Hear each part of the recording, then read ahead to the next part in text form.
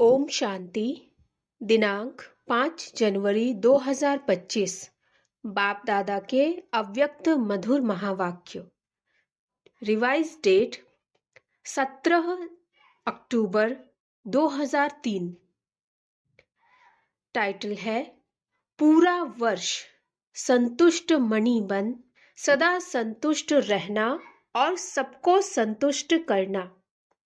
आज दिलाराम बाप दादा अपने चारों ओर के सामने वालों को भी और दूर सो समीप वालों को भी हर एक राज दुलारे अति प्यारे बच्चों को देख हर्षित हो रहे हैं। हर एक बच्चा राजा है, इसीलिए राज दुलारे हैं। यह परमात्मा प्यार दुलार विश्व में बहुत थोड़ी सी आत्माओं को प्राप्त होता है, लेकिन आप सभी परमात्मा प्यार परमात्मा दुलार के अधिकारी हो।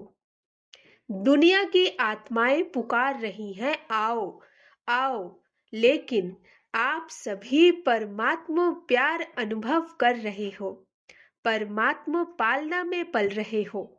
ऐसा अपना भाग्य अनुभव करते हो। बाप दादा सभी बच्चों को डबल राज्य अधिकारी देख रहे हैं।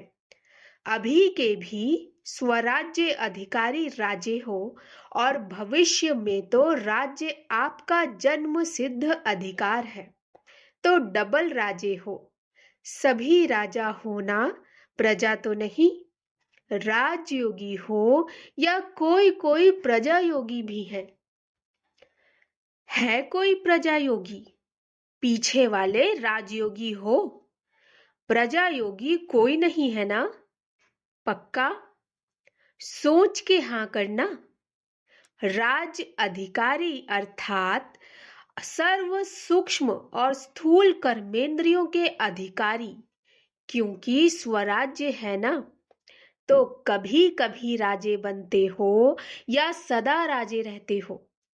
मूल है अपने मन बुद्धि संस्कार के भी अधिकारी हो, सदा अधिकारी हो या कभी कभी। स्वराज्य तो सदा स्वराज्य होता है या एक दिन होता है, दूसरे दिन नहीं होता। राज्य तो सदा होता है ना, तो सदा स्वराज्य अधिकारी अर्थात सदा मन बुद्धि संस्कार के ऊपर अधिकार सदा है। सदा में हाँ नहीं करते। कभी मन आपको चलाता है या आप मन को चलाते हो? कभी मन मालिक बनता है ना, तो सदा स्वराज्य अधिकारी सो विश्व राज्य अधिकारी।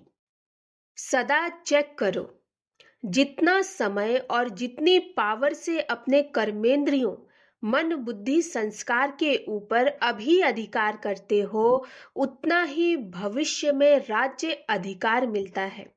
अगर अभी परमात्मा पालना, परमात्मा पढ़ाई, परमात्मा श्रीमत के आधार पर यह एक संगम युग का जन्म सदा अधिकारी नहीं, तो 21 जन्म कैसे राज्य अधिकारी बनेंगे? हिसाब है ना। इस समय का स्वराज्य स्व का राजा बनने से ही 21 जन्म की गारंटी है। मैं कौन और क्या बनूंगा, अपना भविष्य वर्तमान के अधिकार द्वारा स्वयं ही जान सकते हो। सोचो, आप विशेष आत्माओं की अनादि आदि पर्सनैलिटी और रॉयल्टी कितनी ऊंची है। अनादि रूप में भी देखो, जब आप आत्माएं परम धाम में रहती तो कितनी चमकती हुई आत्माएं दिखाई देती हो। उस चमक की रॉयल्टी पर्सनैलिटी कितनी बड़ी है, दिखाई देती है। और बाप के साथ साथ आत्मा रूप में भी रहते हो, समीप रहते हो। जैसे आकाश में कोई कोई सितारे बहुत ज्यादा चमकते हैं, ऐसे आप आत्माएं भी विशेष बाप के साथ और विशेष चमकते हुए सितारे होते हो। परम धाम में भी आप बाप के समीप हो, और फिर आदि सतयुग में भी आप देव आत्माओं की पर्सनैलिटी, रॉयल्टी कितनी ऊंची है। सारे कल्प में चक्कर लगाओ, धर्म आत्मा हो गए, महात्मा हो गए, धर्म पिताएं हो गए, नेताएं हो गए, अभिनेताएं हो गए। ऐसी पर्सनैलिटी कोई की है जो आप देव आत्माओं की सतयुग में है? अपना देव स्वरूप सामने आ रहा है ना? आ रहा है या पता नहीं हम बनेंगे या नहीं? पक्का है ना? अपना देव रूप सामने लाओ और देखो। पर्सनैलिटी सामने आ गई। कितनी रॉयल्टी है। प्रकृति भी पर्सनैलिटी वाली हो जाती है। पंछी, वृक्ष, फल, फूल सब पर्सनैलिटी वाले रॉयल। अच्छा, फिर आओ नीचे, तो अपना पूज्य रूप देखा है? आपकी पूजा होती है। डबल फॉरेनर्स पूज्य बनेंगे कि इंडिया वाले बनेंगे? आप लोग देवियां, देवताएं बने हो। सूंड वाला नहीं, पूंछ वाला नहीं। देवियां भी वह काली रूप नहीं, लेकिन देवताओं के मंदिर में देखो, आपके पूज्य स्वरूप की कितनी रॉयल्टी है, कितनी पर्सनैलिटी है। मूर्ति होगी 4 फुट 5 फुट की, और मंदिर कितना बड़ा बनाते हैं। यह रॉयल्टी और पर्सनैलिटी है। आजकल के चाहे प्राइम मिनिस्टर हो, चाहे राजा हो, लेकिन धूप में बेचारे का बुत बना के रख देंगे, क्या भी होता रहे। और आपके पूज्य स्वरूप की पर्सनैलिटी कितनी बड़ी है ना बढ़िया? कुमारियां बैठी है ना? रॉयल्टी है ना आपकी? फिर अंत में सत्संगम युग में भी आप सबकी रॉयल्टी कितनी ऊंची है। ब्राह्मण जीवन की पर्सनैलिटी कितनी बड़ी है। डायरेक्ट भगवान ने आपके ब्राह्मण जीवन में पर्सनैलिटी और रॉयल्टी भरी। ब्राह्मण जीवन का चित्रकार कौन? स्वयं बाप। ब्राह्मण जीवन की पर्सनैलिटी, रॉयल्टी कौन सी है? प्यूरिटी। प्यूरिटी ही रॉयल्टी है ना? ब्राह्मण आत्माएं सभी जो भी बैठे हो तो प्यूरिटी की रॉयल्टी है ना? हाँ, कान हिलाओ। पीछे वाले हाथ उठा रहे हैं। आप पीछे नहीं हो, सामने हो। देखो, नजर पीछे जाती है, आगे तो ऐसे देखना पड़ता है, पीछे ऑटोमेटिक जाती है।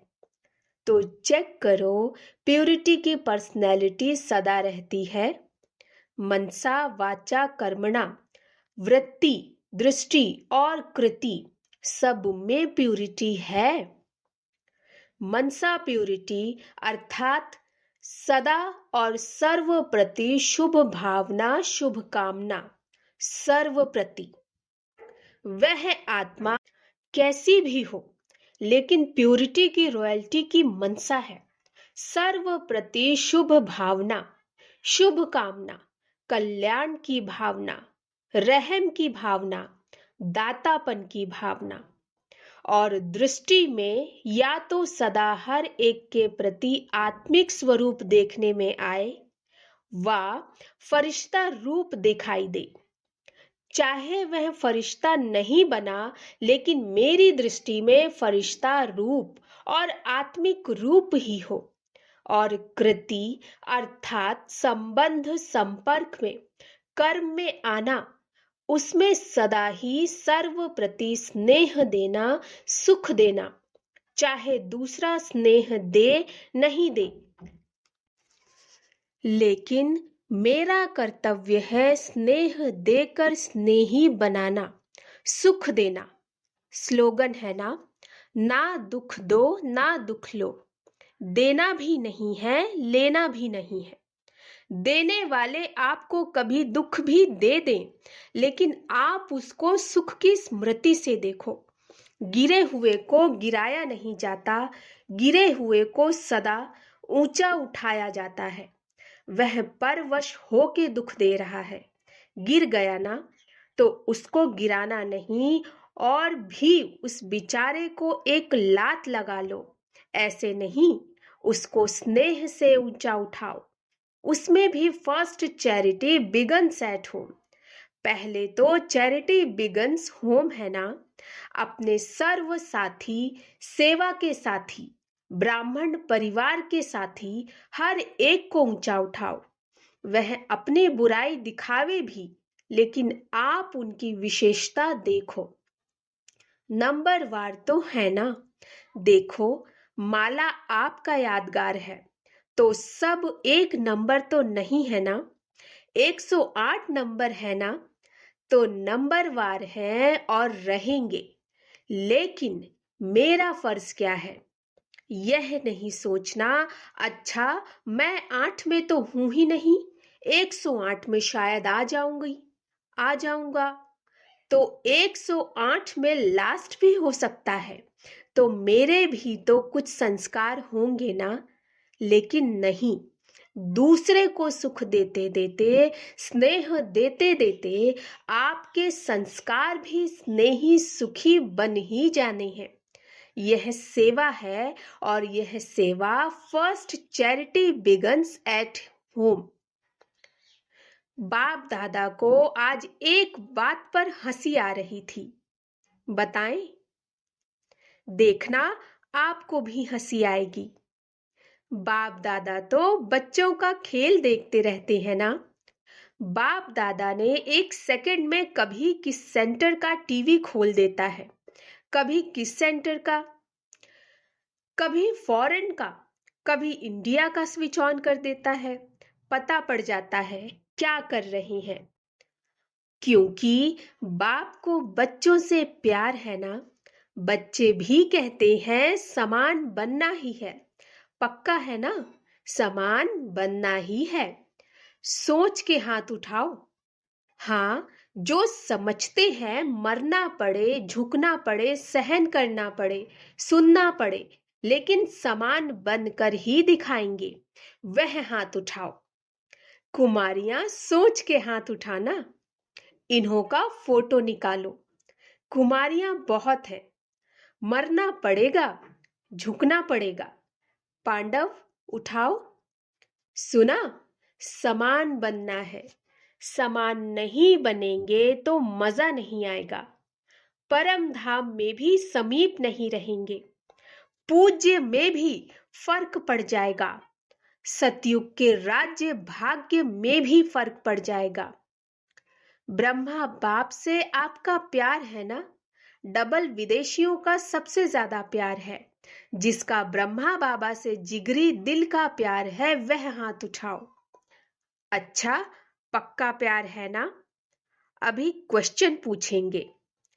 प्यार जिससे होता है तो प्यार की निशानी है, जो उसको अच्छा लगता वह प्यार करने वाले को भी अच्छा लगता। दोनों के संस्कार, संकल्प, स्वभाव टैली खाते हैं, मेल खाते हैं, तभी वह प्यारा लगता है। तो ब्रह्मा बाप से प्यार है तो 21 ही जन्म, पहले जन्म से लेकर दूसरे तीसरे में आए तो अच्छा नहीं है, लेकिन फर्स्ट जन्म से लेके लास्ट जन्म तक साथ रहेंगे। भिन्न भिन्न रूप में साथ रहेंगे। तो साथ कौन रह सकता है? जो समान होगा। वह नंबर 1 आत्मा है, तो साथ कैसे रहेंगे? नंबर 1 बनेंगे तब तो साथ रहेंगे। सब में नंबर 1, मनसा में, वाणी, कर्मणा, वृत्ति में, दृष्टि में, कृति में, सब में। तो नंबर 1 है या नंबरवार है? तो अगर प्यार है तो प्यार के लिए कुछ भी कुर्बानी करना मुश्किल नहीं होता। लास्ट जन्म कलयुग के अंत में भी बॉडी कॉन्शियस प्यार वाले जान भी कुर्बान कर देते हैं। तो आपने अगर ब्रह्मा बाबा के प्यार में अपने संस्कार परिवर्तन किया तो क्या बड़ी बात है? बड़ी बात है क्या? नहीं है। तो आज से सबके संस्कार चेंज हो गए। पक्का? रिपोर्ट आएगी, आपके साथी लिखेंगे। पक्का? सुन रही हैं दादियां? कहते हैं संस्कार बदल गए या टाइम लगेगा क्या? मोहिनी, न्यूयॉर्क, सुनावे? बदलेंगे ना? यह सभी बदलेंगे ना? अमेरिका वाले तो बदल जाएंगे। हंसी की बात तो रह गई। हंसी की यह बात है तो सभी कहते हैं कि पुरुषार्थ तो बहुत करते हैं और बाप दादा को देख करके रहम भी आता है। पुरुषार्थ बहुत करते हैं, कभी कभी मेहनत बहुत करते हैं और कहते क्या हैं? क्या करें, मेरे संस्कार ऐसे हैं। संस्कार के ऊपर कहकर अपने को हल्का कर देते हैं। लेकिन बाप ने आज देखा कि यह जो आप कहते हो कि मेरा संस्कार है, तो क्या आपका यह संस्कार है? आप आत्मा हो। आत्मा होना, बॉडी तो नहीं होना। तो आत्मा के संस्कार क्या हैं? और ओरिजिनल संस्कार आपके कौन से हैं? जिसको आप मेरा कहते हो वह मेरा है या रावण का है? किसका है? आपका है? नहीं है तो मेरा क्यों कहते हो? कहते तो ऐसे ही हो ना कि मेरा संस्कार ऐसा है। तो आज से यह नहीं कहना मेरा संस्कार नहीं। कभी यहां वहां से उड़ के कीचड़ा आ जाता है ना, तो यह रावण की चीज आ गई तो उसको मेरा कैसे कहते हो? है मेरा? नहीं है ना? तो अभी कभी नहीं कहना। जब मेरा शब्द बोलो तो याद करो मैं कौन और मेरा संस्कार क्या। बॉडी कॉन्शियस में मेरा संस्कार है, आत्म अभिमानी में यह संस्कार नहीं है। तो अभी यह भाषा भी परिवर्तन करना। मेरा संस्कार कह के अलबेले हो जाते हो। कहेंगे भाव नहीं है, संस्कार है। अच्छा, दूसरा शब्द क्या कहते हैं? मेरा स्वभाव। अभी स्वभाव शब्द कितना अच्छा है। स्व तो सदा अच्छा होता है। मेरा स्वभाव, स्व का भाव अच्छा होता है, खराब नहीं होता। तो यह जो शब्द यूज करते हो ना, मेरा स्वभाव है, मेरा संस्कार है, अभी इस भाषा को चेंज करो। जब भी मेरा शब्द आवे तो याद करो मेरा संस्कार ओरिजिनल क्या है। यह कौन बोलता है? आत्मा बोलती है यह मेरा संस्कार है। तो जब यह सोचेंगे ना तो अपने ऊपर ही हंसी आएगी। आएगी ना हंसी? हंसी आएगी तो जो खिटखिट करते हो वह खत्म हो जाएगी। इसको कहते हैं भाषा का परिवर्तन करना।